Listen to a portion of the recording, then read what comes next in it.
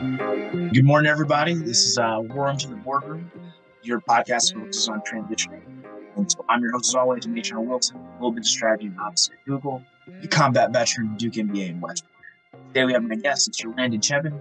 He'll be talking about his journey in transitioning from special operations aviator into commercial aviation. For those that don't know, Landon is a first officer and pilot for Frontier Airlines. He volunteers with several non-for-profits in the Nashville area, and he's a real estate developer. Or he made that transition. He was a Ranger qualified aviation officer for the 160 the SOAR, and he's a 210 graduate of West Point. Thanks for having me, man. This is a cool thing, and thanks for asking me to chat. I know we had talked a couple months ago and you were saying you were doing this, and I'm like, dude, I want to talk with you. I want to record it. I love helping people. So thanks for putting this together. I'm glad you can make the time in between all the other things that you manage. I think last time we were chatting, you were on your way to like real estate thing, and it's together recording now. Like, yeah, I try to stay productive. I've got a good friend of mine, very influential in my life. His name's Peter Mooney. He challenged me to stop saying you're busy, because busy infers I'm busy and this and that. And it's like, no, like I'm choosing to do these things and I'm actually trying to be productive with my time. So I love that we're doing this, and I love spending my time when I'm not flying, just paying it forward, helping other people out, communicating my story. And that's what it's all about. Yeah, it's awesome. So in starting us off, tell us a little about who you are, where you're coming from, and how you ended up at West Point and being an Army. Okay, so I live in Nashville, Tennessee. I have a beautiful wife and two kids, two girls, 6 and 3. And the Lord blessed me with that family. I am so grateful for them. They're amazing. And everything that I do is ultimately for the Lord and for them. And it's been awesome. Going back to the beginning, went to high school in Cincinnati, did in standard West Point cadet fashion, had all the extracurriculars and the AP classes, and went to West Point, before of which I started dating my current wife, or my only wife. We dated in high school. So we're that couple that's been together for a really long time. She went to The Ohio State University. It's a small school in Ohio. Some of you may have heard about it. Rough loss last week, but it is what it is. But yeah, went to West Point. I did the behavioral science and leadership engineering psychology degree with systems engineering. And then I actually did a semester abroad in Ecuador, which is fun. Got married as soon as I graduated in 2010. And then, went to flight school down at formerly known as Fort Rucker, which is now Vosel. And there was an opportunity to go to Ranger school. I will admit that I got peer pressured into it. All my guys I was rolling with, Chad Thayer, Dan DeSico, man, I haven't said these guys' names. Yeah, man. Alex Ryder. There was another one. Was Alonzo down there with you guys? Alonzo was with us, Kerpajewski. It was a fun time, man. I love being down there. There was one other guy, I forgot his name, but anyways, all of them were like, hey, let's go try out. And I'm like, I'm always down for whatever. I'm like, we'll go, fine. And then we did the thing and we trained and we passed. And then I'm like, that was cool. And they were like, we're going to go. And I'm like, no, like I thought we were just going to try out. And I know we're going. All right. So I went, and to save a very long story, I know we're trying to get to transition stuff, but I recycled twice. I was in Ranger school for 6 months. That's another whole monologue I like to give to people when I talk about resilience and when I talk about leadership and I talk about challenges and courage, all those things. I was in Ranger school for 6 months. I was recycled twice in Benning. I was there from January to May. So that's another story for another time. But I finally graduated, so I can say I made it. It all is well that ends well. And then went to 101st, flew Blackhawks, deployed, assessed for the 160th, got picked up, flew for them for about 7 years, commanded there. And I got out in 2021. It was could not balance work life personally. I was addicted to going to work and doing the thing and getting after it. And I did not have a good balance. My wife and I had a discussion, and we decided, hey, this may be the Lord telling us to move on. Got out in, I think it was June 2021. I got all my fixed wing ratings and went to fly for an airline. I got very lucky, the right time, right place. Frontier Airlines was standing up a rotor transition program. It's called an RTP, which means as long as you have your ATP mins and you have your fixed wing ratings, then you can fly for them. So I currently fly an Airbus 320. Hopefully I'll upgrade in 2024 as a captain, and loving life, man. So sorry if that was long, but that's where I'm at. No, all great stuff. There's a couple things I want to dig a little deeper into. Of course, the Ranger school journey and the transition to being an airline pilot. We'll definitely dig into that. But starting off, what was that initial draw to Point? Family thing, parents, hey, they said the suggestion, was it track and field was like, hey, you're the guy? Like, what was Dude, great question. My answer is not great, but it becomes great. Okay. My dad went to West Point, so there's that. So I knew about it. And he did a really good job of not pushing it. He didn't say, like, don't go there, but he also didn't say, you should look at this. It was, we'll see if Landon figures this out. And I discovered it. I read the book, Authentically American. I'm like, hey, that sounds good. I want to do it. But the reason I went, the core reason is a little silly, but I was young, was I don't want to pay for college. I don't want any debt. That's an honest answer. I appreciate that. Yeah. And it's funny because I share the story because, oh, you're really smart. I'm like, I'm not smart. I know smart people. I actually had a scholarship, ROTC scholarship to the Ohio State University, but I did not know that meant it was free. And the Lord has his plan is divine. And I went to West Point for a reason. I can see that. But at the time I was like, I'm not going to Ohio State because I want a full ride. I don't want debt. But so that's what drew me there was the no, I don't have to pay. And I didn't care about the Army stuff, meaning I wasn't like discouraged by that. And I did want to fly helicopters. That was another piece. But I will say in hindsight, the beauty, the timelessness, I'm speaking romantically, but like the gem that is West Point on this side of complexity, on where I currently am, what a beautiful blessing. That institution still in a day that leadership and assertiveness is somewhat dismissed, that place is brilliant. And I love that I can call that my alma mater. I love that it stands strong in what it believes as the premier leadership institution of America. I am so thankful that I was drawn to that for some reason or another. And I can now say I'm a grad of probably one of the best decisions I've made. And I'm super thankful for it. So A little biased, but I agree with you there. there we go. Go Army. You can't even see it. Go Army. Go Army, beat Navy. It's the week. It's that time of year. Oh, I got my tar bucket up here. I got all my swag. Yeah, it'd be good. There it is. Ready for game day tomorrow. I'm gonna wear my jacket, I think, if I can still fit, because I get a little older. So a little older, a little buffer. We'll go with that. Yeah, I'm fed well. And so you mentioned you're a first officer now for an aviation company for Frontier Airlines. And so can you talk a little bit about you're making that transition, going from like missions and you're working with special operations to now you're a bus driver or like an airline pilot, like it's a little different. Can you talk about that pivot and yeah, I'll first comment about just the psychology of a transition.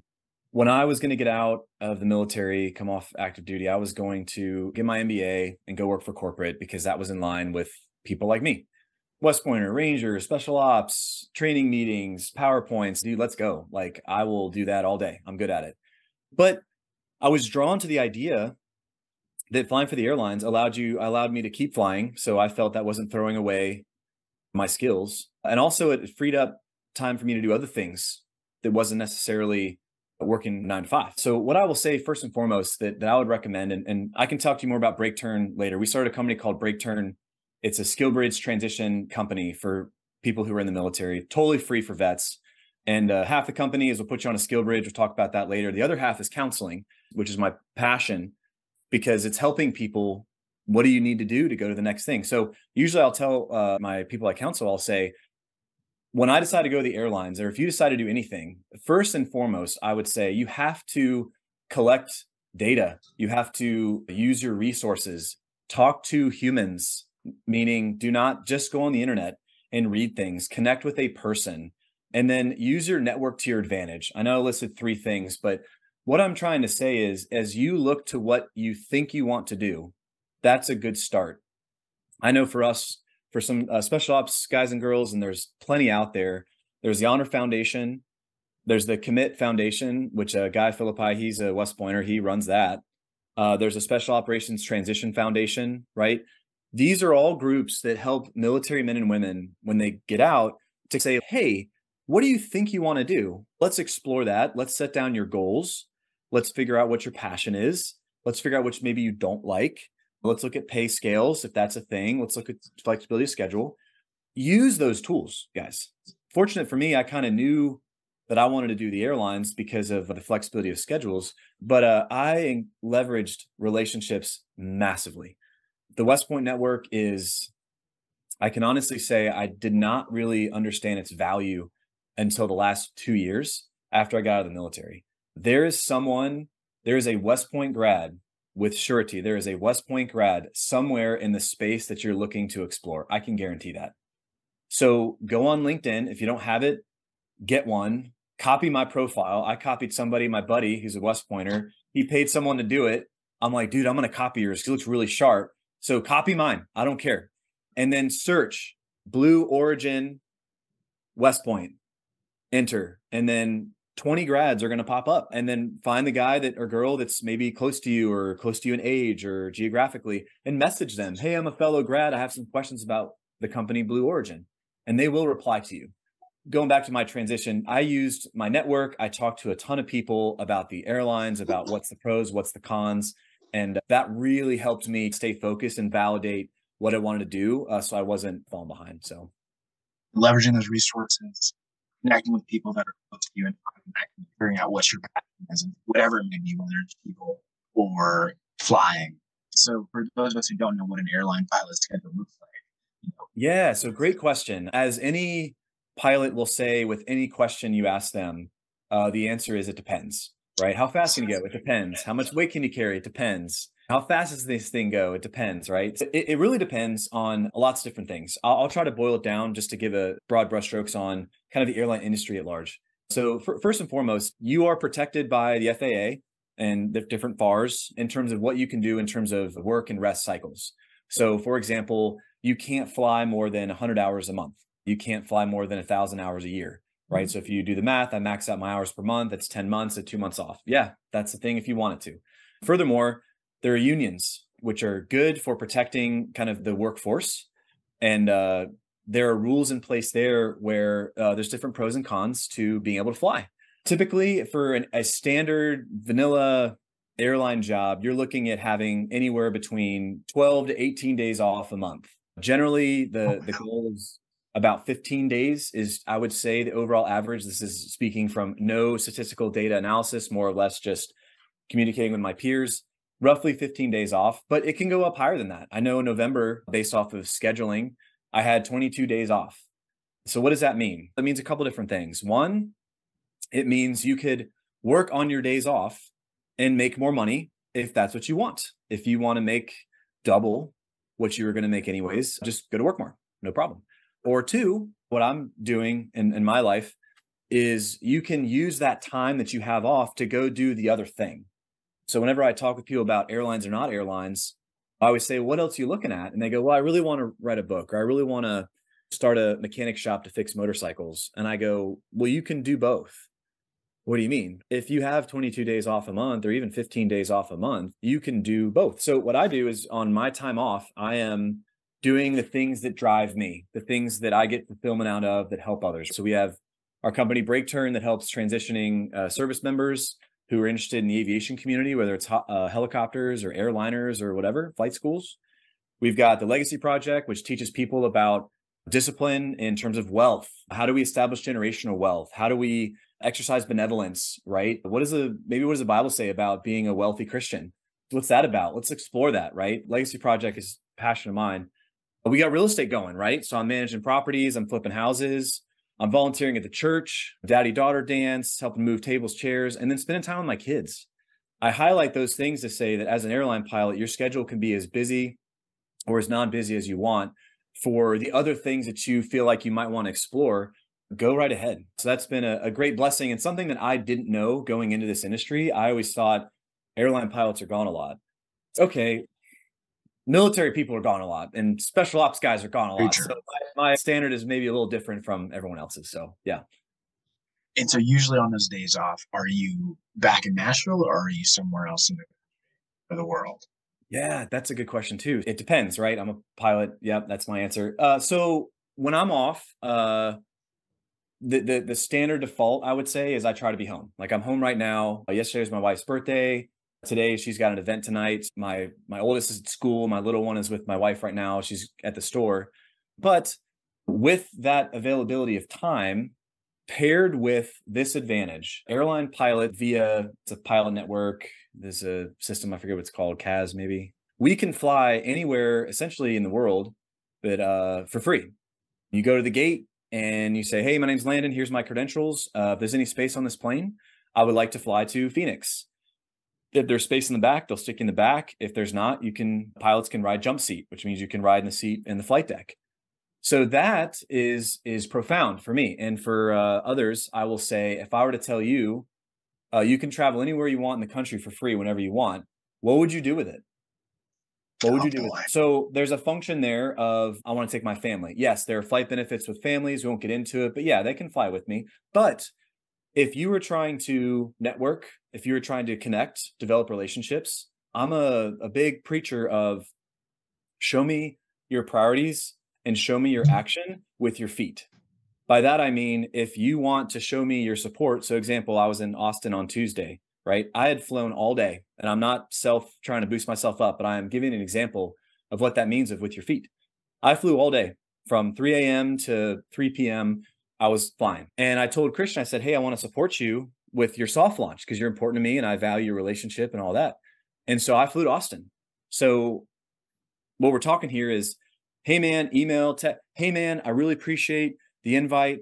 Congratulations on the soft launch of the Armor Fund. I wish I could make it, right? Or I am here shaking your hand. Which one is more powerful? The in-person one. So what I do on my days off, yeah, I'm home and I'm working and managing stuff. But if I can show up to something, I'm going to show up because I feel that personal connection is imperative. And that's what I want my personal brand to be, is if it's important, Lane is going to be there. And that's been a great advantage of being an airline pilot, is that I don't have to pay for it. So it's pretty nice. That's great. Yeah. It's awesome, both the benefits and the perks. As you've learned these values, you've been able to consistently find avenues, both in your faith, but also in your work. I guess from there, you mentioned Regiment and some of the other programs you've been involved. Can you tell us a little bit about going from SOAR and making the transition? And if one were to do that, kind of what should they consider as they're considering that specific? Yeah. I'll start kind of macro and try to go down to the micro. So first and foremost, when you are considering your transition, the first thing that I would recommend to you is about 2 years out, you need to change your psychology a bit. And this is hard. And I get what I'm going to tell you. And you're going to say, that's hard. I know that. But we got to do hard things. It is what it is, right? 2 years out, I need you to start focusing on that next thing. You need to focus on, do I want to go to get an MBA from Duke? Do I want to go get my flight ratings to go fly for the airlines? Do I want to go get my plumber's HVAC license or maybe a realtor's license, right? You have to start prioritizing you. And I say that directly with aggressive language because I feel like that's needed. A lot of times we will say, but the guys need me in the unit and I still got 2 more years. And I'm telling you, if you do not prioritize yourself, at a certain point, you're going to put yourself behind. And I've seen it. So from a macro perspective, the transition is you need to try to focus on yourself. Still do your job. We're honorable in that. We're honorable in our work. But you have to focus on yourself. If that's asking to get off Friday afternoons at lunch to go sit somewhere and do it, do that. But figure it out. Because if you don't prioritize yourself, you're going to be left at your retirement or separation day. And you're going to go, man, I wish I knew what I was doing. Furthermore, for the airline specific stuff, I'll go back to my previous statement. You have to network yourself, collect data, collect resources. I had a guy yesterday, I had a phone call with BreakTurn. And he was saying, I don't have any ratings, but I want to go to the airlines. What should I do? And I said, first of all, you should go get a discovery flight. A discovery flight is most flight schools across the country. You can pay like $100 and they'll take you up in a plane or a helicopter if they got it and fly you around. You can go see the local area and a lot of them will let you wiggle the sticks a little bit. Go make sure that this thing that you've romantically created in your head that you want to do is something you actually want to do. What if you go up and you hate it? The other thing I told him is you want to make sure that you can get a Class 1 medical. And these are all specific things, but for the listeners, I will say that these are general guidance. If you want to get into the aviation industry at large, is make sure you like it. Make sure that you can get a medical, because if you can't, you might as well just stop and pursue something else. And then get your network together, talk to people, Do you want to fly 121 or 135? Do you want to fly cargo? Do you want to fly packs? Do you want to fly jets? Do you want to fly helicopters? Do you want to be 14 off, 14 on? Do you want to have bid schedule? There's so many questions that you will need to answer. And the only way you're going to discover those answers is if you talk with people. So a resource I would give you is our company, BreakTurn. Everything's free for veterans. There's nothing that we will charge you for at all, ever. Because when I got out, there was the SFL TAP, or I guess it's just called TAPS now, or TRS, I think, if you're Marine Corps. They're great. They are amazing. They are just understaffed. And the aviation industry is very niche and very specific. And so the expectation for them to know all the ins and outs of the airlines is not fair to them. So in the absence of resources and people to talk to, we stood up BreakTurn, me and Austin Roth and his wife, and just to be a tool for people. So call us, go to our website, breakturn.com, schedule a phone call with one of our counselors and just tell them where you're at. Hey, I'm thinking about going airlines. Cool. Let's talk about pros and cons. Or, hey, I want to go, I'm about to get out, I want to get my ratings, what should I do? And we will talk you through that, give you resources, connect you with people. And at the end of the day, if we can put you on a skill bridge, which is the last 6 months of your active duty career, you essentially get to go and train. We will. If we can't, fine. We don't care. We just want to help you. So to answer your question, when you're going to the airlines and you're transitioning out, definitely focus on yourself, seek counsel from others above all things. And if you're going airlines or aviation in specific, helicopters or planes, check us out, call us. We're here to help. It's free. Why not? So I guess so. Discovery flight, making them depend on the lead, and then to skill bridge. Did you leverage like your GI Bill or the VA to some of these programs, or they were all separate? I did. Yeah, that's great. In the SOF community, we're always taught that success is defined by the steady accumulation of advantages, right? Success is defined by the steady accumulation of advantages. Okay. So what advantages are out there for me to accumulate? That implies that you have to train your mind to look for advantages. Human beings and I think really physics at large, they default to the path of least resistance, which is a normal thing. And what I would say is that while those pathways and pipelines are good, a lot of times we get caught not even really thinking and just following, to where if you change your psychology where you're looking for advantages, who do I know? How do I leverage these things that are for me? What pots of money are available to me? You start to see pathways that may not have been available to everyone else, but they are available to you. So part of that is a GI Bill, benefits or advantage, I should say.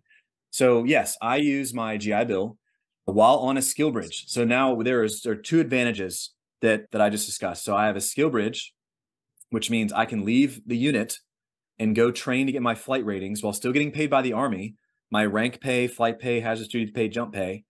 But I'm not at work. I'm over here. I'm flying, right? And then I layer on top of that a GI Bill, right? So now I'm getting my flight ratings for free. And then another advantage that I collected was there's a flight school up in New Jersey called Infinity Flight Group. They are the RTP, Rotor Transition Program, kind of experts. They can get you from 0 fixed wing hours to ATP MINS, which is multi-engine commercial instrument, plus your 250 PIC, pilot in command, in about 5 months. It's the fastest program in the country that can get you the full Monty in a short period. So that's another advantage.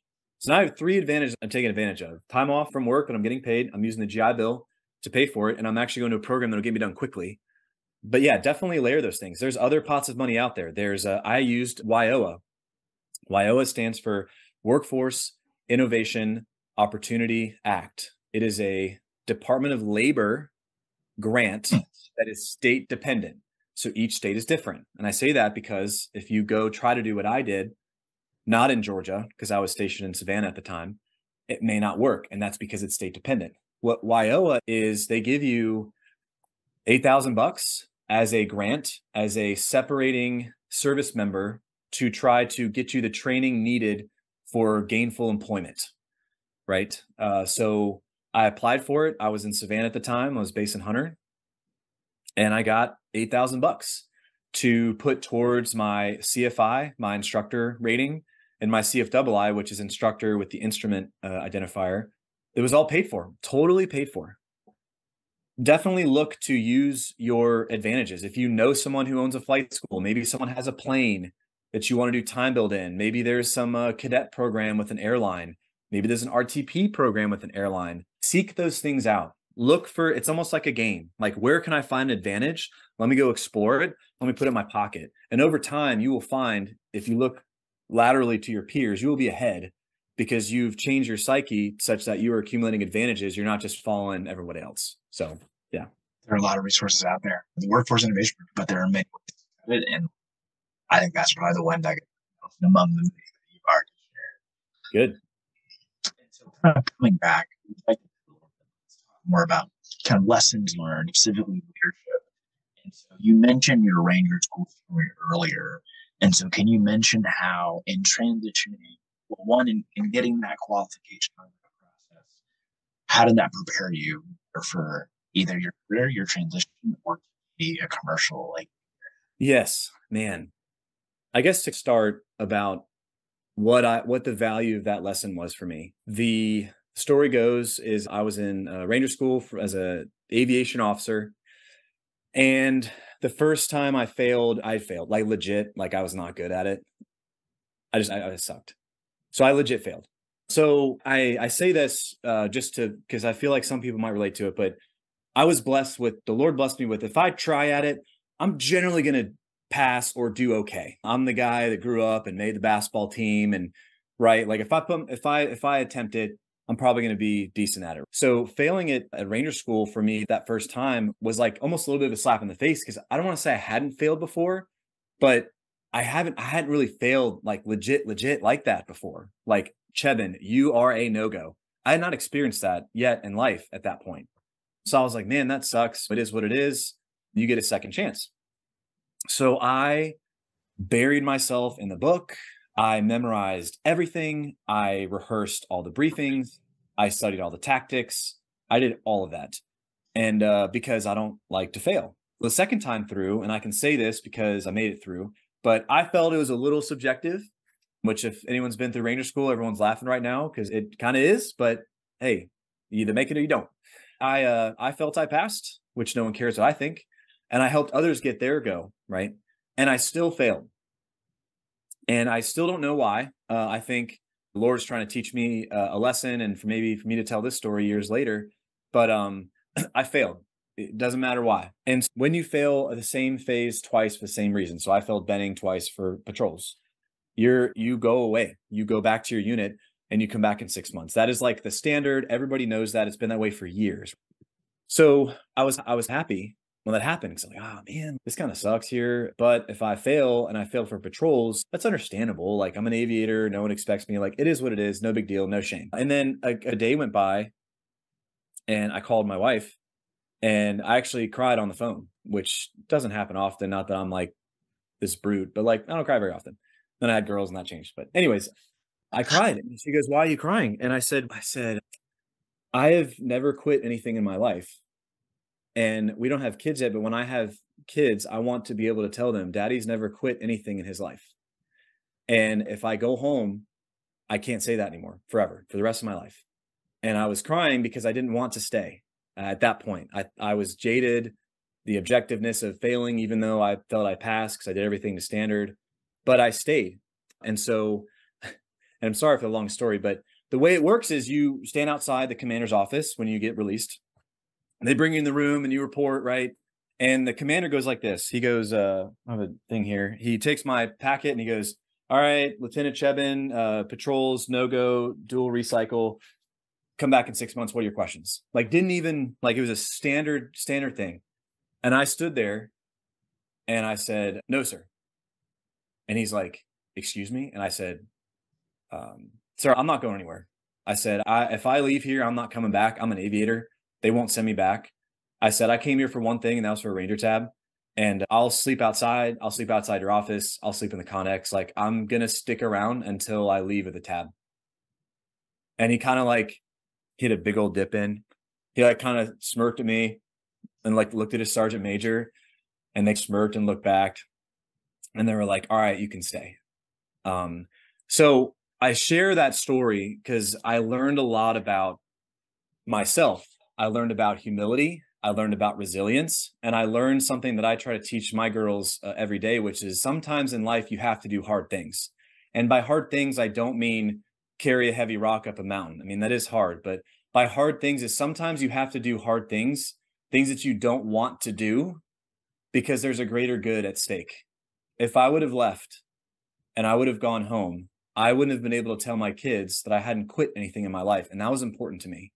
So the way that correlates to someone and towards the transition is make sure that what you're endeavoring to do, that you have a solid why.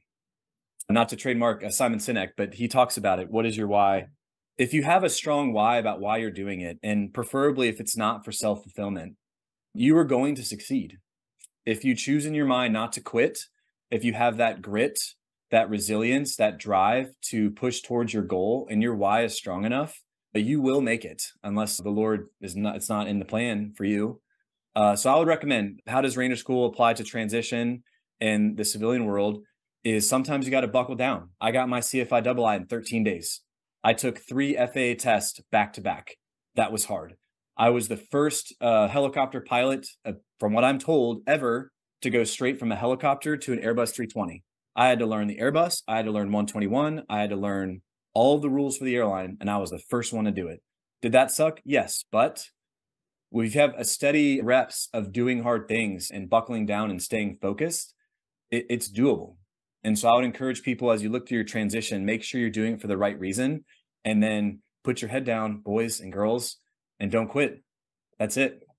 1, the ability to persevere and stick through it, understanding who you are at your core, and both how the narratives that we tell ourselves manifest in how we are, and then that legacy.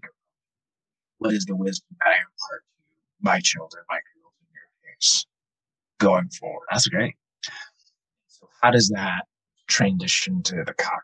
So when you say transporting special forces operators or, under fire, and now you're flying this plane and you're still that transition carry.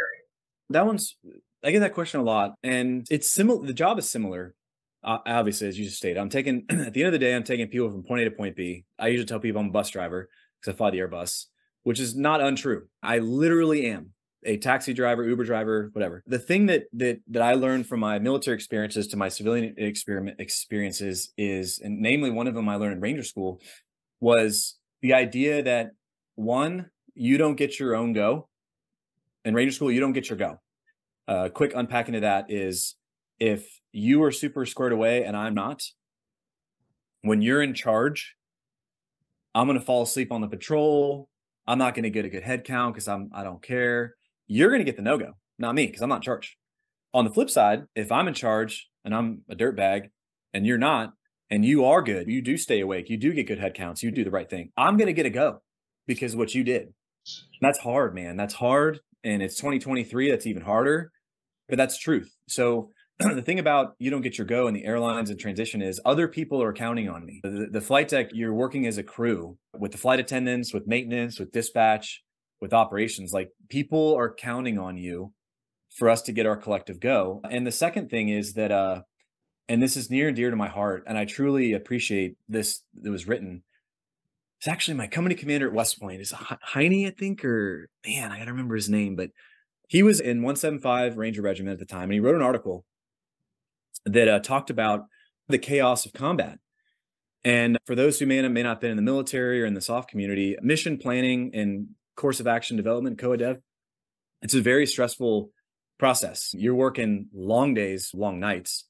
You're planning, you're getting changes, you're getting feeds, you're doing briefings, you're doing manifests, you're doing rehearsals. Like, it's not fun. It's intense, but it's not fun. And then when you leave for the mission, it's quiet, right? Top Gun 2 Maverick did a really good job of this. To give you an example, when they are on the flight deck to leave for their mission, there's no dialogue. It's quiet. That's really what it's like. It's very calm, right? And the author, the West Pointer, he wrote in this article, he said, whenever I jump on the back of a 160th helicopter, I am at peace. He said, there's nothing more I can do. I can't be reached on email. I can't be reached on the phone. The planning has been done. There is nothing more. We are moving to go execute the plan, and I'm at peace. And he said in the article that the guys, the Rangers, tier 1 guys, they're asleep in the back. And I've seen it. They are literally asleep en route to target. That's why we do the 10-6-1 or 10-6-3-1 calls, is to wake them up. It's very real, right? And what he said was the reason that he was at peace and the reason why the guys fell asleep was because he knew that the guys up front and the crew chiefs were going to get him to the target safely. They believed in the professionalism and the execution capability of the Night Stalkers to get them such that they fell asleep, bro, en route to a target. And so that meant a lot to me. That meant a lot. It's a very bold compliment to the efforts put in by the men and women in Regiment and Task Force and really anyone supporting the ground force. That's how they feel. So I tell you that story to say, when I moved to the airlines, how does that apply? I take that same pride for the men and women sitting behind me when I'm flying an airliner, is that they expect me to be good at my job. They expect me to know how to fly this airplane. They expect me to know the rules and regulations. They expect me to be rested. They expect me to know my memory items and my limitations. They expect me to get them there safely, so much so that they pay no attention to who I am. Their earbuds are in, they're asleep, and that's okay. And that's what I want. So the correlation there, to make an analogy, it's the exact same. And I treat it as such. So hope that helps. Oh, great lesson, amazing wisdom. I think that when you know it's time to execute and you have faith in people. And so I guess along those lines, you shared a lot of great wisdom. I guess in our kind of shared some great books. So you mentioned one, you mentioned another one. Are there any books or podcasts you listen to, both but also about transition and how you continue to stay rooted in your core? So I'll start with the aviation ones. There's a couple really good aviation podcasts out there. One of them is Ready for Pushback. It's number 4. That is hosted by my dear friend Nick Fialka. It's actually Sir Nick Fialka. He was knighted. It's a long story, but it's actually legit, and he actually is a knight, which is fantastic. Nick, and I smile because Nick is the salt of the earth. He's so silly and fun, and him and I have great conversations. But him and I were in ground school together at Frontier, and then he's now flying as a captain at Delta. And but he has a really good podcast, Ready for Pushback.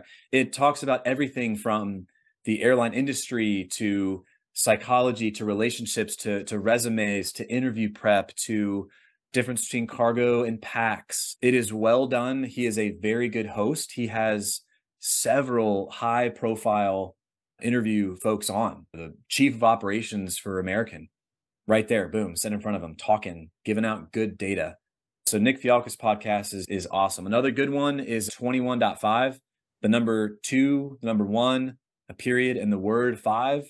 21.5 is another great podcast. They've been going for a while, and they have, again, a wealth of knowledge of just the aviation industry at large. Maybe not as airline focused as Nick's is, but just, which is great because not everyone is ready to go to the airlines. A lot of people are still in training or looking at that, or maybe they're CFI and they're instructing.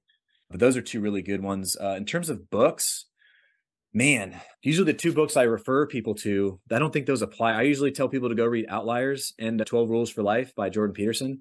Those are my 2 favorite authors. I would say Starts with Why, Simon Sinek. That's a good one. That'll really get you. It's hard. It's hard to, if I say, what's your why? It's, what do you mean? Like, why are you doing this? So because it pay the bills. We need to go deeper. I'll have to think about the books more for transition other than like study books. But I would say, outside of me thinking of any books off the top of my head, get around the campfire. What does that mean? Go on social media. If you haven't joined RTAG, RTAG, RTAG, join that group. There's 20,000 people in there, all trying to go aviation. Go to Commit Foundation, Honor Foundation. There's tons of transition programs out there that they bring you in with other like-minded people. Get around the campfire and talk about it. Don't silo yourself and think you're going to do it on your own. That's not going to work. So yeah, if I can think of any more books, I'll text you. But off the top of my head, other than the Simon Sinek one, I'm drawing a blank for transition type books. And you've given great gems all throughout. Simon Sinek, Start with Why. That's one of them. Say that again. Oh, sorry. The Simon Sinek book that you mentioned. Oh, yes. That one. Okay. And so, yeah, one, we really appreciate your time. As we close out here, we're also starting a new program this year. And it's called Each One Teach One. And if you have an ask of our community, and we can share it and circulate it. And then if you have anything that you can help our community with, in addition to any other projects, initiatives, things that you're working on. Yeah. And again, I'm sorry for some reason it's going in and out, but I think you had said take one, share one. So share what I'm doing or something like that.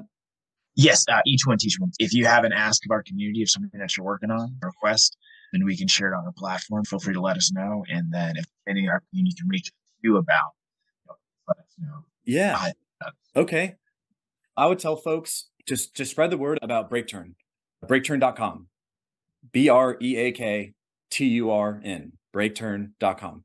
It's free for veterans. And so we want to make sure we get the word out that if anyone is interested in aviation, helicopters, airplanes, flight attendants, dispatchers, ATC, drone operators, like if it involves airspace or operating a team that operates in airspace, let us know. And I want to get the word out so that people know that resource is available to them. All of our counselors are veterans.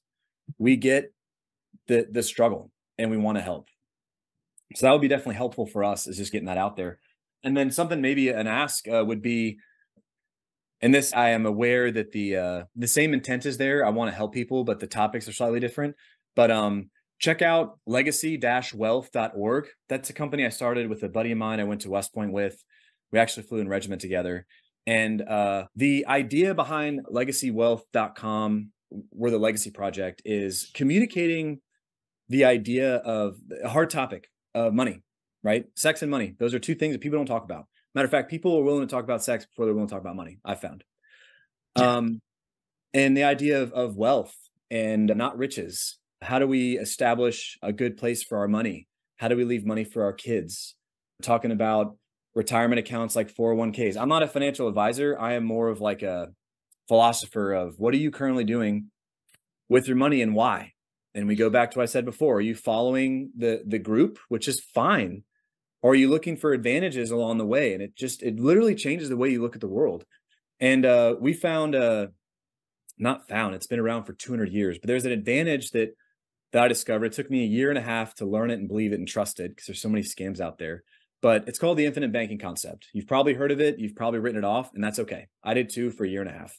But Jeremy and I, we're trying to establish not only an education platform, and that's what we do, we're educators, on this idea of the infinite banking concept, leveraging the cash value of a whole life policy from a mutually owned company to your advantage. What? I know, I'm aware. Let us teach you, because the power that process has, and I'm very protective of my reputation. I would not put my name on it unless I knew full and well that it helps people. The advantages that has is huge. It's not an investment. So we're not talking about 401ks and retirement. There's no risk. So it's okay. That's cool. Can you use it for retirement? Yes. Can you use it for real estate now? Yes. Can you use it as a CapEx or maintenance X? Yes. Can you use your retirement money now and later? Yes. Well, that sounds made up. I know, but it is true. I can tell you that. So check out legacy-wealth.org. If you even care. If not, that's totally fine. But if you want control of your money, I'm not a political guy, so I don't care. But with interest and inflation, and are we going to get Social Security? And what about qualified accounts? Are we going to have access at 65 or 59 and a half? Are they going to bump that up? Like all these things. If you want to take control of your wealth, if you want to leave generational wealth for your kids, you need to at least watch it and not walk around like you've already got it solved, because I think you'd really you get a lot out of it. So that's it. Take your time. We ran a little over, but thank you for sharing all your wisdom and your journey. I'm sure it'll inspire. Thanks for having me, man. I really appreciate it. Hopefully we can do it again sometime. Definitely.